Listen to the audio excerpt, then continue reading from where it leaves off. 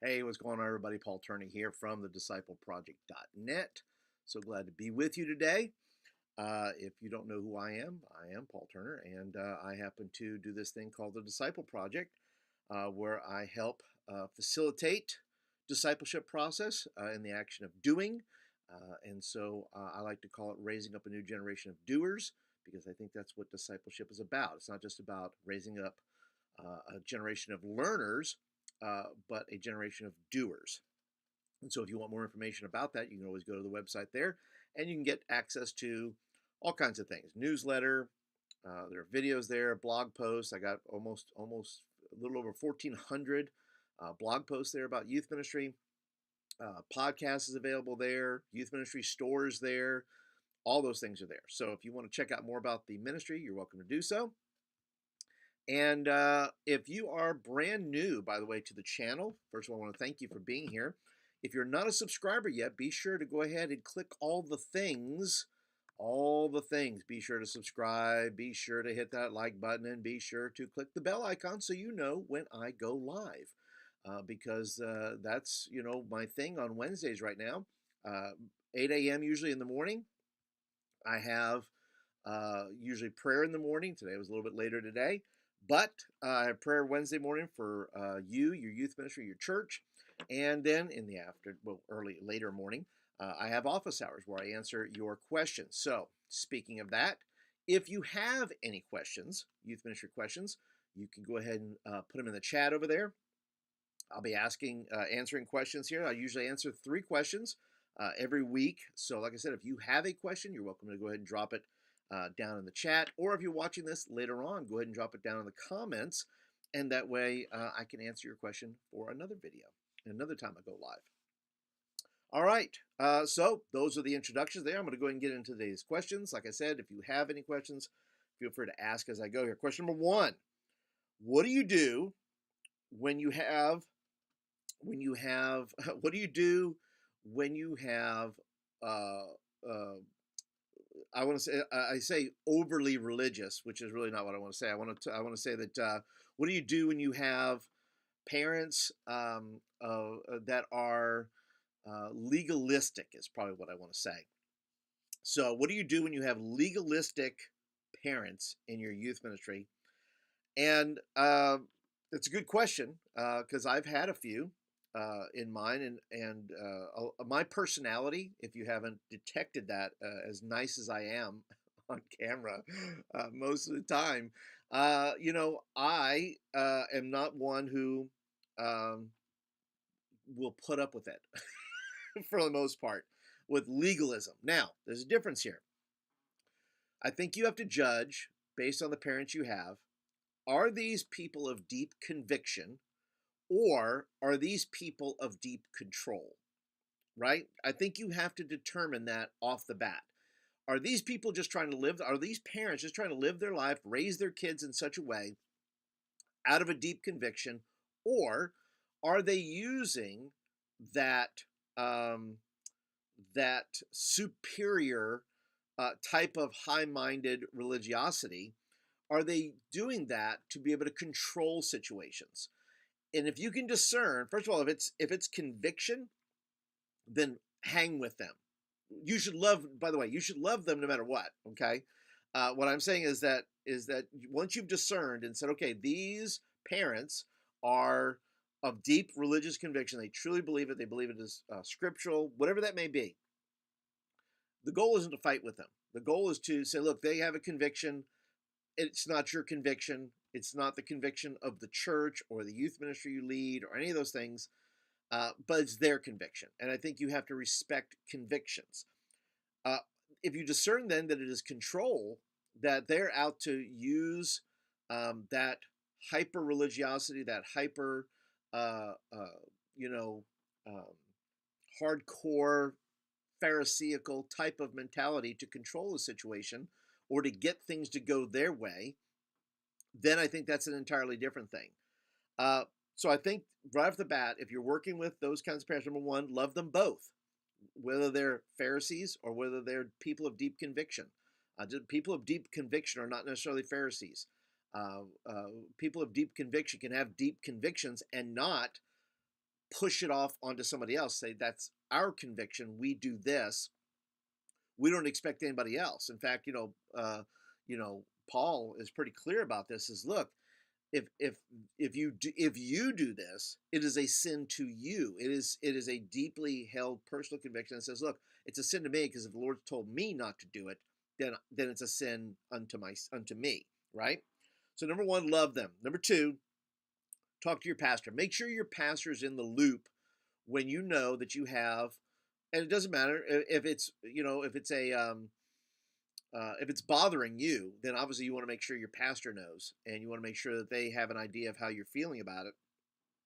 So talk to your pastor and let them know that if they don't know already, because they may be new to the church or something like that. But always keep your pastor in the loop on these things, because if it does turn to where it's a control situation, they're not just trying to control. It's guaranteed that that controlling spirit, that control nature, isn't just going to manifest itself in the youth ministry. It's going to manifest eventually in the church.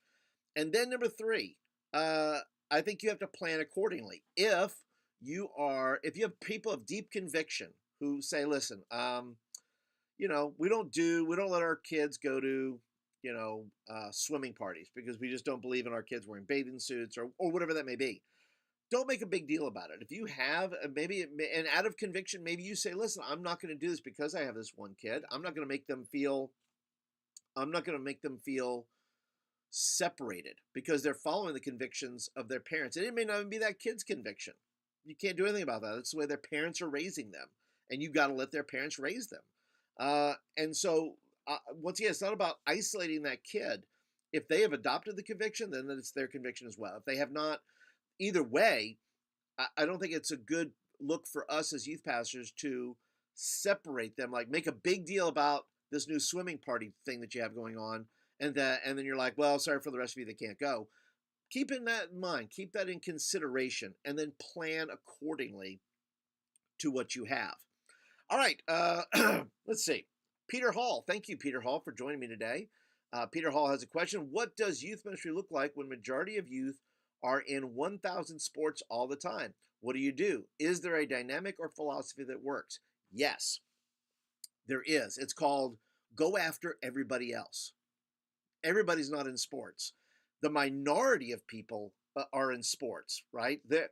And so if you want to, for me, I want to reach everybody.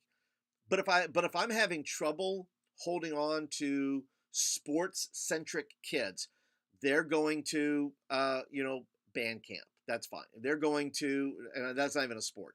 They're going to football camp. They're going to, and then once again, if it depends. There are some kids who play sports that it doesn't dominate their life, and then there are some kids who their parents kind of run the show and send them off to all those things, and they do travel ball, and they're involved in every sport there is.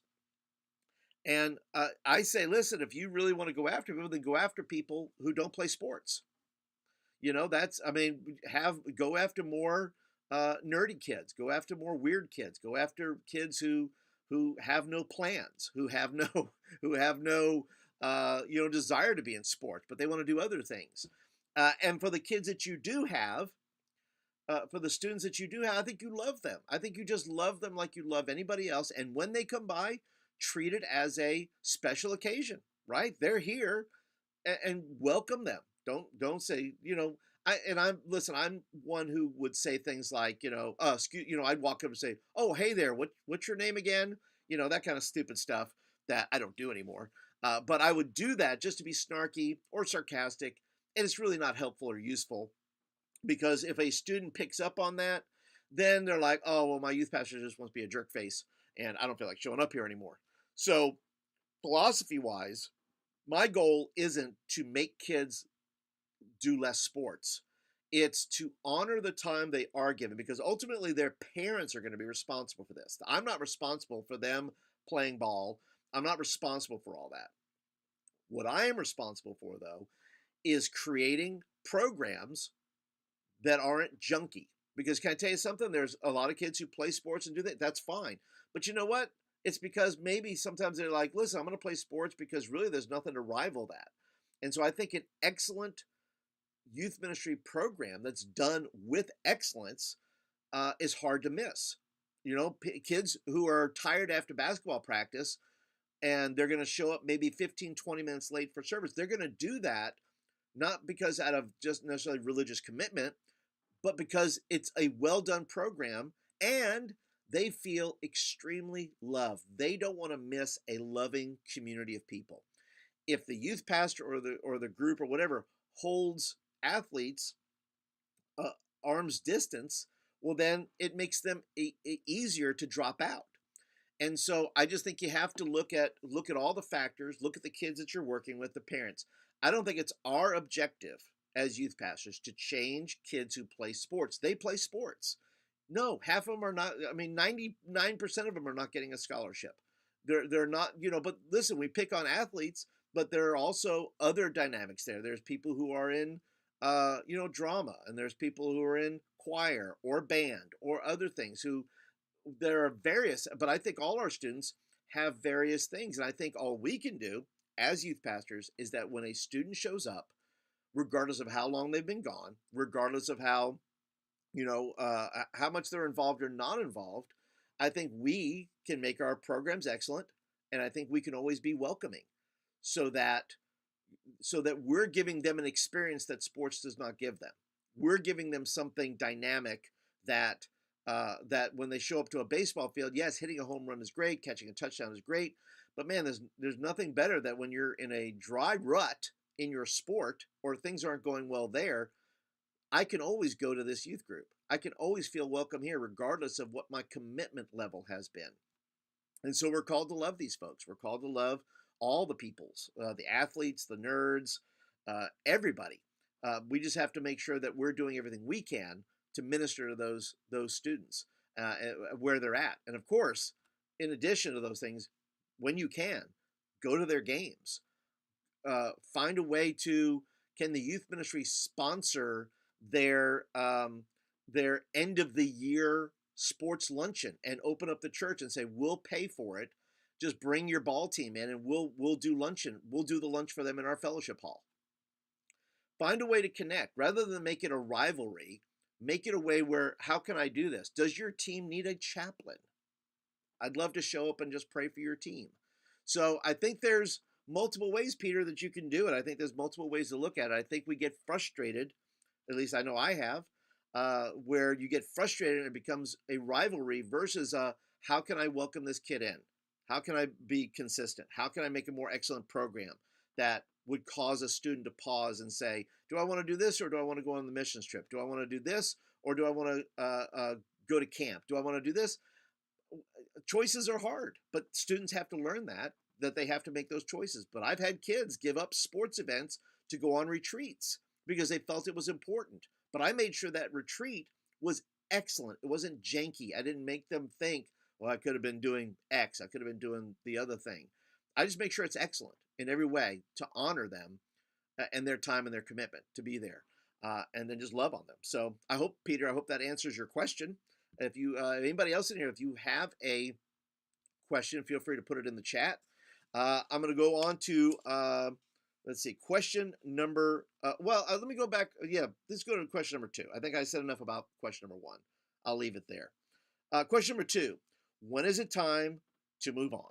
And I think that's a question that youth pastors, it is a constant question forever and ever and ever. And it's a question we ask regardless of the job that we have, I believe.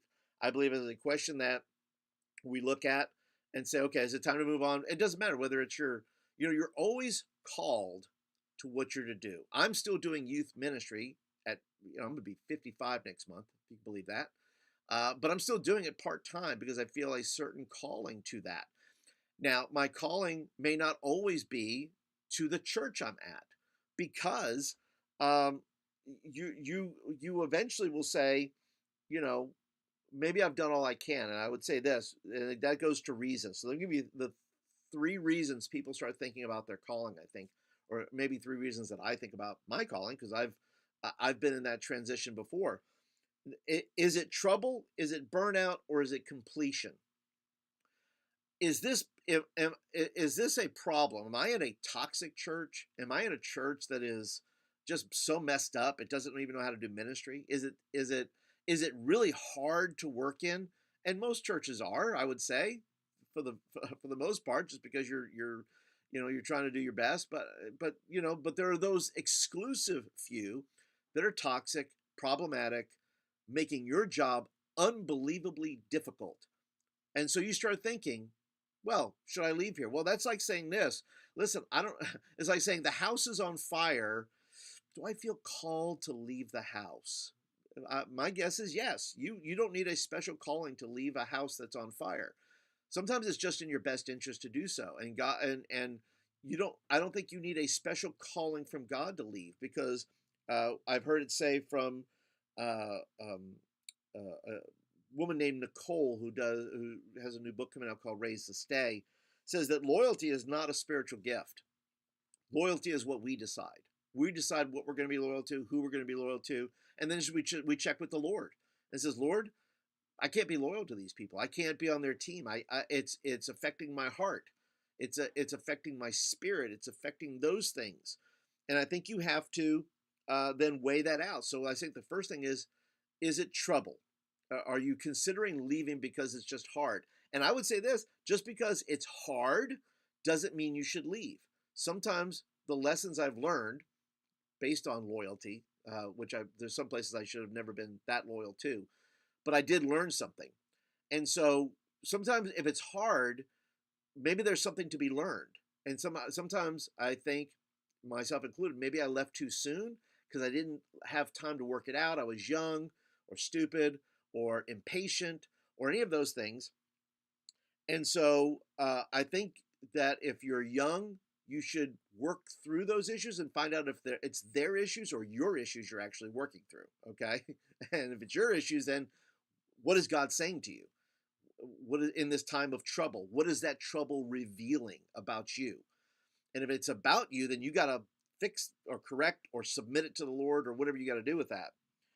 The second thing is burnout. Are you feeling a calling to leave because you're burned out? Are you feeling that necessity to leave because you think, you're tired? You're not taking care of yourself. You're not managing your time. You're saying yes to everything instead of saying no to all the things you should be saying no to. You're taking on more burden or more responsibility than you should be taking on, and which is creating this burnout, which then comes to a place where you're saying, did God call me or not? God not call me. That if God had called me here, He'd give me more energy, more of these, and a lot of things that has nothing to do with God. It has everything to do with you, about how you manage your time, how you do your relationships, and some of those things. So sometimes good time management, equipping others to help do ministry. So many youth pastors do the work by themselves, and it's not smart. It's not great. You've got to get people in, or just say no, and I'm not going to do it until I do have help.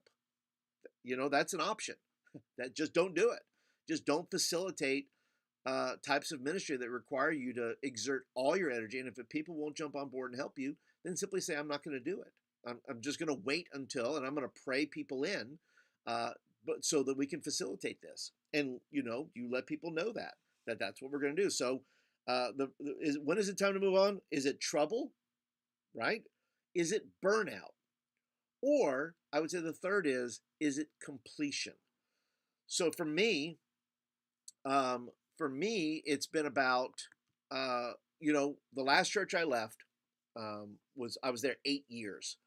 And I really did sense there was some burnout, but there was also a sense of, I have taken this group about as far as I can take them. Okay. I've taken them as far as I can take them, and I can take them no further. So for me, there's a time when you say, I've done enough. I have done everything I think I can do. And when you're looking at other opportunities, and it could be stage of life, phase of life, when you had 3 small kids and you were in this church and now your kids are teenagers, you may say it's time to move to another place, and God is moving you and opportunities are being afforded to you. And it's time to move on, not necessarily just move up, although you may, but it's time to move on, right? And so I would just say, look, you got to take some time to hear God, to know where you're at in life, and then say, okay, what do I need to do next? So the 3 things, like I said, is, are you feeling called to leave because of trouble? Are you feeling called to leave because of burnout? Or are you feeling called to leave maybe because you've done everything you can do? You've done everything you're supposed to do at this particular location. All right? Okay, third question, last one. Should I cancel youth group if I don't have enough people? And I'll keep this one short. I say never cancel a youth meeting. It doesn't matter. I mean, how small is too small, right? Well, one kid is too small if you're planning a big thing, right? And you don't know whether to cancel or not. You don't know who's going to show up. But if you have one kid show up and they're of the opposite sex than you, then yes, you should. If you have a Wednesday night service as we do, I would go upstairs and I'd say, hey, listen, we're going to go up to the big church. I'm going to attend church tonight, and I'm sorry, we don't not going to have program tonight. If you have a person of the same sex and you're a woman and a girl shows up and you're a guy and a guy shows up, well then, talk to the parents and say, hey, listen, is it cool if I just take Johnny down to Taco Bell and we're going to go grab a taco together? Is that cool? And you may not even do that, but at least you're changing the context. You're not changing and canceling youth group because you don't have enough, because I believe that sends the wrong message. It says, oh, we only have 3. I planned for 50 and only 3 showed up. We're canceling youth group. That's a bad idea. And the only second reason is that you should cancel is weather, right? Weather issues. Don't put anybody in harm's way. So instead of canceling, I'd say do this. Number one, embrace the small, okay? And say, okay, we have a small group. What are we going to do with this small group? And I will adjust to them. I'm going to plan small and to where I can expand it, because it's harder sometimes maybe to plan big and say, well, I have all these games, but I need like 20 people to do them. Well, then you got to scale small, knowing that you're going to have a small group most of the time, but you can always expand it. So plan small and give room to expand, okay? But embrace that small by planning that way. And if only 2 or 3 show up, have a discussion, and go out to eat. If you have a nearby place you can go eat, go grab something with them. Have talks, share with them. You don't have to have a traditional service. Discipleship and getting together isn't about having a program, it's about relationships. So keep that in mind when you're thinking that I only have 2 or 3 kids show up. And then the third thing is create something together. If you have a small group of 3 kids, make a TikTok video. Do something for Instagram. Say, guys, what do you guys want to do? Let's do something fun that we could do for online, for social media, something we can put out there. Maybe record something encouraging for our church. Create something together. Work on a project in your youth room. Clean out that closet together. Move furniture around. Create wall art. There's plenty of things you can do with a small group that you can't do with a large group. So take advantage of those moments with those students, because you're not going to get those moments again. But you can be fruitful with a small group of students. But that is it. Those are my 3 questions today for office hours. I want to thank Peter Hall for showing up and everybody else that has showed up today. Thank you for viewing. Thank you for watching. Once again, if you've not subscribed to the channel, be sure to subscribe. Be sure to head over. If you want more things from me, be sure to sign up for my newsletter, the Youth Ministry in Motion. Sorry, Youth Ministry in Motion, that's my podcast. Sign up for the Youth Ministry Roundup newsletter. You get freebies. You get all kinds of good stuff. You get articles, you get videos, you get all these kind of things. So go to the discipleproject.net. I'll put a link down below where you can go straight to the link for the newsletter and get yourself some free stuff, get yourself a free lesson, all that kind of stuff. So that is it for today, guys. Thank you so much for tuning in today. Thank you for your questions. If you have questions, by the way, go ahead and leave them down below and I'll answer them in the next office hours. So that is it for today, guys. I want to thank you guys so much for being a part today, and I will catch you guys next week. You guys have a great youth meeting. We'll talk to you later.